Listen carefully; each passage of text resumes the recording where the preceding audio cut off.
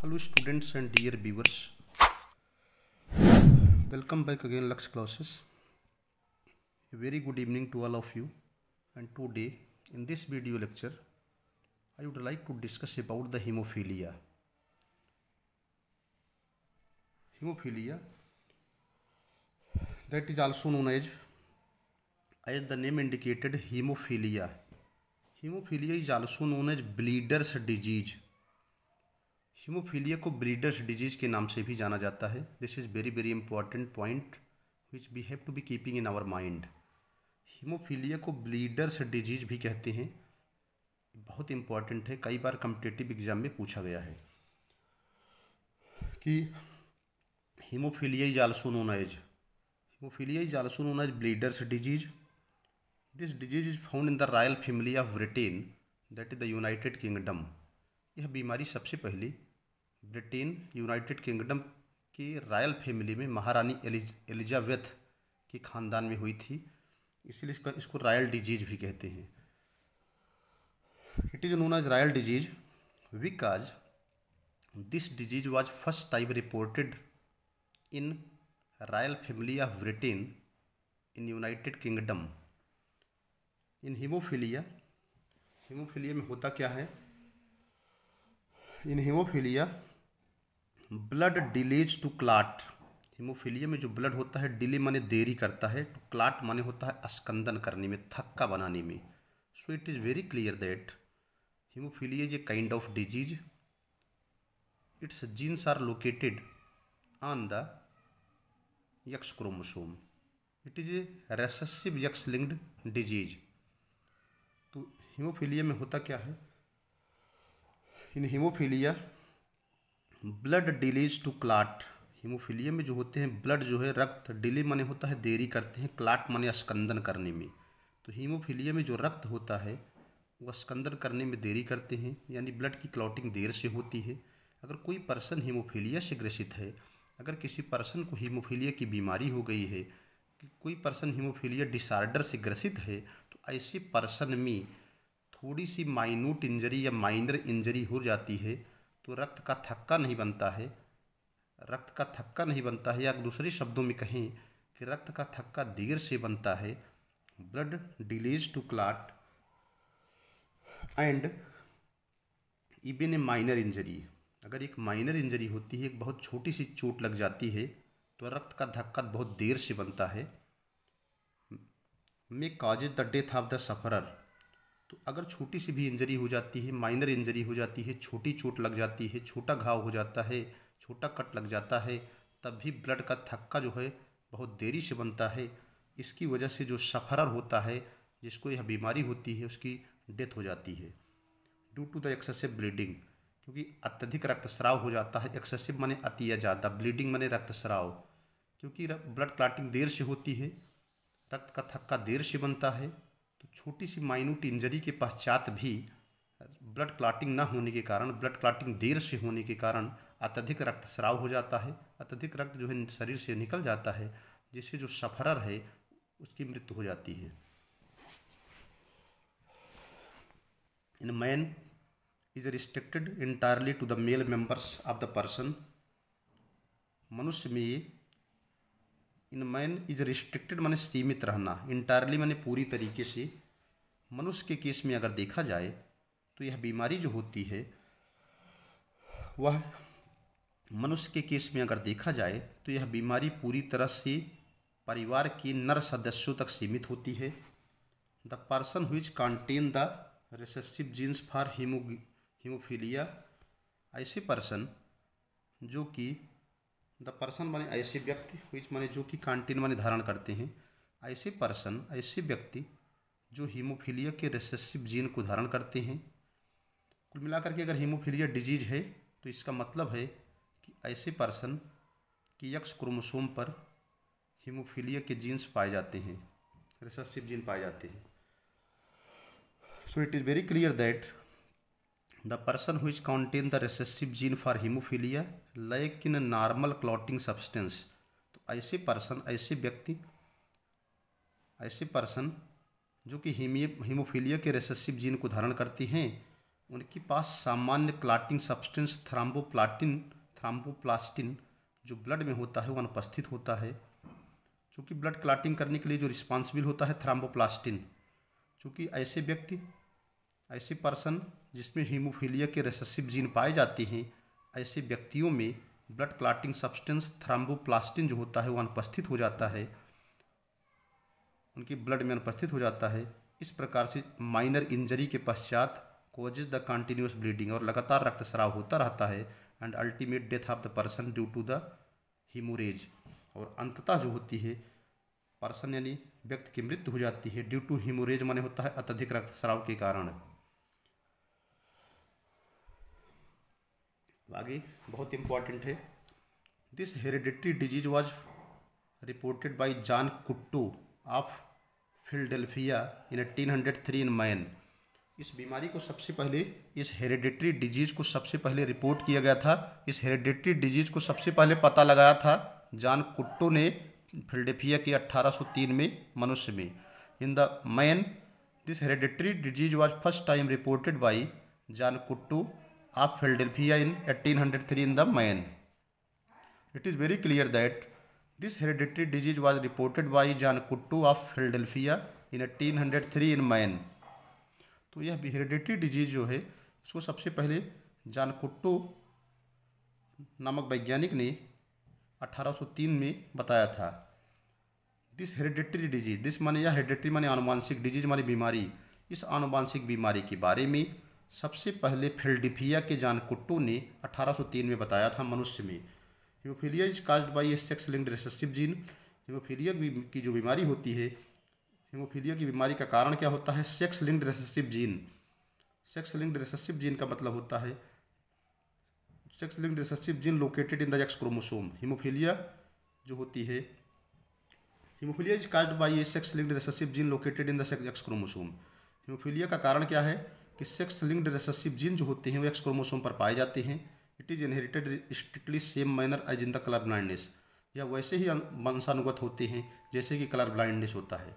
It is inherited माने या वंशानुगत होता है, स्ट्रिक्टली माने एकदम सख्त रूप से, सेम मैनर माने उसी तरीके से, इसकी आनुवंशिकता उसी तरीके से होती है जैसे कलर ब्लाइंडनेस की होती है, इसमें कहीं कोई परिवर्तन नहीं होता है। आगे है नेक्स्ट,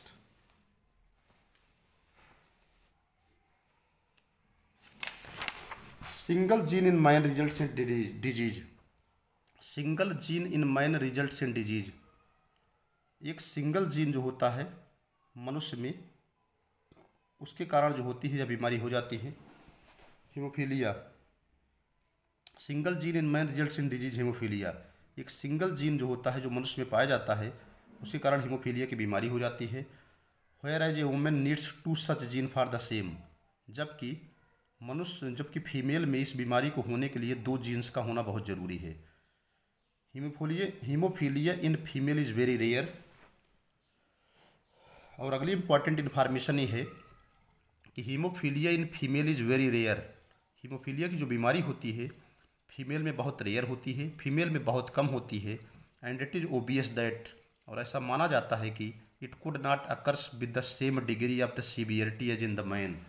और ऐसा माना जाता है कि यह इट कुड नॉट अकर्स मान यह नहीं पाई जा सकती है with the same degree of severity का मतलब होता है अपने समान, सीवियरिटी माने होता है अति या ज़्यादा। कुल मिलाकर के इनके कहने का मतलब है कि हीमोफीलिया की बीमारी जो होती है फीमेल में तो भली बात बहुत रेयर होती है, बहुत कम ही फीमेल ऐसी होती हैं जो हीमोफीलिया से ग्रसित होती हैं। तो इसका रिजल्ट ये है कि हीमोफीलिया जो होती है फीमेल में बहुत कम होती है। और ऐसा माना जाता है कि हीमोफीलिया की जो प्रभाविता है, उसकी जो सीवियरिटी है, वो जो होती है, it is obvious that it could not occurs with the same degree of severity as in the man. इनका कहना है कि हीमोफीलिया की जो प्रभाविता है, जो सीवियरिटी है, वो मनुष्य की तुलना में फीमेल में, मेल की तुलना में फीमेल में कम होती है। गर्ल विथ सीवियर ब्लीडिंग, एक गर्ल्स जिसमें सीवियर ब्लीडिंग हो रही है, एक गर्ल्स जिसमें बहुत ज़्यादा ब्लीडिंग रक्तस्राव हो रहा है, वुड डाई, उसकी मृत्यु हो सकती है by the time she reaches the adolescence. तो एक गर्ल, एक लड़की जिसमें बहुत ज़्यादा अत्यधिक ब्लीडिंग होगी, वह अपनी एडोलेसेंस यानी किशोरावस्था के पहुँचने से पहले ही उसकी मृत्यु हो जाती है। हीमोफीलिया में भी of the following type, haemophilia निम्न प्रकार की होती हैं। ठीक है, आगे है हीमोफीलिया के प्रकार। हीमोफीलिया में भी of the following type. Number 1 है हीमोफीलिया ए, इसको क्लासिक हीमोफीलिया कहते हैं। It occurs due to the deficiency of blood clotting factor. It occurs माने यहाँ पाई जाती है due to the deficiency of the blood clotting factor, यह ब्लड क्लॉटिंग फैक्टर की कमी के कारण होती है।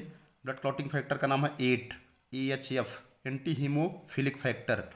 तो हीमोफीलिया ए, जिसको हम क्लासिक हीमोफीलिया भी कहते हैं, क्लासिक हीमोफीलिया किसके कारण होती है?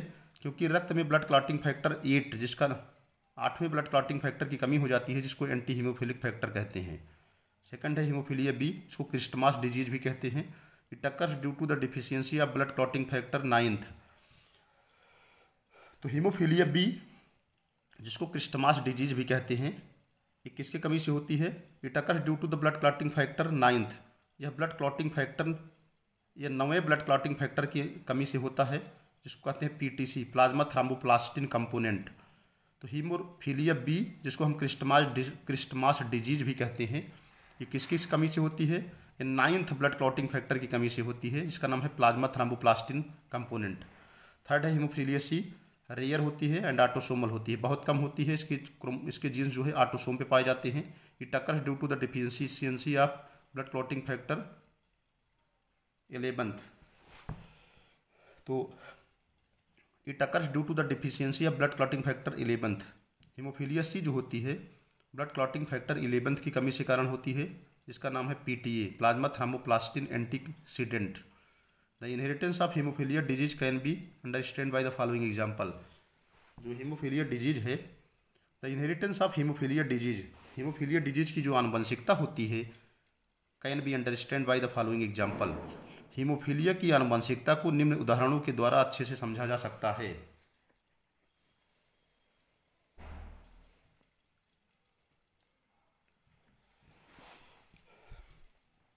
Condition number 1, when normal female is crossed with haemophilic man. अगर किसी नॉर्मल फीमेल को हीमोफीलिया से ग्रसित मेल से क्रॉस करा दिया जाए तो क्या होगा?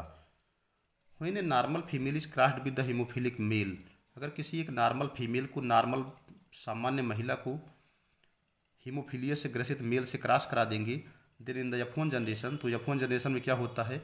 All the son appears normal, सभी जो पुत्र होंगे वो नॉर्मल होंगे, but all the daughters are normal but carrier, लेकिन सभी जो पुत्रियां होंगी वह नॉर्मल तो होंगी बट कैरियर होंगी। When these F1 results are self cross, जब F1 रिजल्ट्स को आपस में क्रॉस करते हैं, then in the F2 generation, तो F2 जनरेशन में क्या होता है? Half the daughters are normal, आधी डॉटर्स जो होती हैं वो नॉर्मल होती हैं, half the daughters are normal and half of the normal but carrier, आधी जो होती हैं नॉर्मल बट कैरियर होती हैं। व्हेयर एज माने जबकि 50% of the sons are normal, जबकि 50% सन जो होंगे नॉर्मल हो गए, एंड 50% आर हीमोफीलिया, 50% सन पुत्र जो है नॉर्मल होंगे, 50% हीमोफीलिया से ग्रसित होंगे। कंडीशन देखते हैं। ये नॉर्मल फीमेल है, ये हीमोफिलिक मेल है। फीमेल में जानते हैं 2 X क्रोमोसोम होते हैं, XX, जो कि नॉर्मल का सिंबल होता है प्लस, हीमोफीलिया का सिंबल होता है स्मॉल h। तो plus means normal and small h means haemophilic. तो नॉर्मल फीमेल है तो 2 X होंगे, XX होंगे, दोनों में प्लस जीन लगा है क्योंकि ये नॉर्मल फीमेल है। मेल हीमोफिलिक होगा, मेल में होते हैं एक क्रोमोसोम X, दूसरे होते हैं Y। चूँकि मेल जो है, जो नर है वो हीमोफीलिया से ग्रसित है, तो इसके X क्रोमोसोम पे हीमोफीलिया के जीन्स लगे होंगे। अब इसके गेमेट्स बनेंगे, आगे पेज पे देखते हैं। Now let us move forward. अब देखिए इसका रिजल्ट देखिए, अब क्या होगा कंडीशन। तो अब गेमेट्स बनेंगे, तो ये पहला क्रोमोसोम X होगा, ये फीमेल का, इस पर नॉर्मल जीन्स लगा है। दूसरा दोनों आएंगे XY, क्योंकि ये मेल है, मेल की एक X क्रोमोसोम पे H लगा है, यानी हीमोफीलिया का जीन्स है। क्यों? क्योंकि जो मेल है वो हीमोफीलिया से ग्रसित है।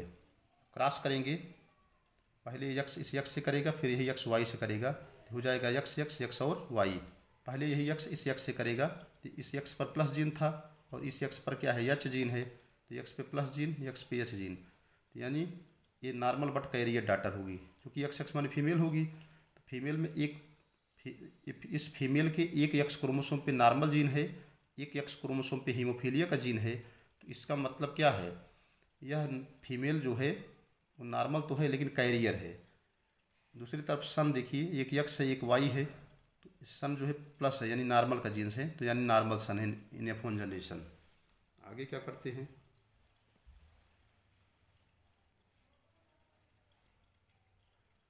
अब F1 को आपस में क्रॉस करते हैं। F1 रिजल्ट्स आया है नॉर्मल बट कैरियर डाटर, चूँकि जो डाटर्स आई है वो नॉर्मल तो है लेकिन वो कैरियर है, फिर उसको हम क्रॉस करते हैं नॉर्मल सन से, तो ये डाटर में क्रोमोसोम क्या होंगे, यक्स एंड यक्स होंगे, ठीक है, यक्स और यक्स होंगे, नॉर्मल बट कैरियर डाटर, यक्स और यक्स जो है ये फीमेल है, एक नॉर्मल है, कैरियर क्यों है, क्योंकि एक पे प्लस यानी नॉर्मल जीन्स लगे हैं, दूसरे पे एच माने हीमोफीलिया से ग्रसित है, तो ये फीमेल जो है नॉर्मल बट कैरियर है, दूसरी तरफ मेल क्या है, ये नॉर्मल सन है। अब क्या होगा, इनको आपस में क्रॉस करते हैं तो रिजल्ट देखते हैं क्या होगा। पहले दोनों यक्स इस यक्स से क्रॉस करेंगे, फिर दोनों यक्स वाई से करेंगे, पहले पहला यक्स यक्स से करेगा तो यक्स यक्स हो जाएगा, फिर दूसरा यक्स इस यक्स से करेगा तो यक्स यक्स हो जाएगा। पहले यक्स यक्स पे क्या होगा, पहले यक्स पे प्लस जीन था, दूसरे यक्स पर भी प्लस है, तो इस पर प्लस होगा, इस पर भी प्लस हो जाएगा, तो पहला जो होगा मेल नॉर्मल हो जाएगा।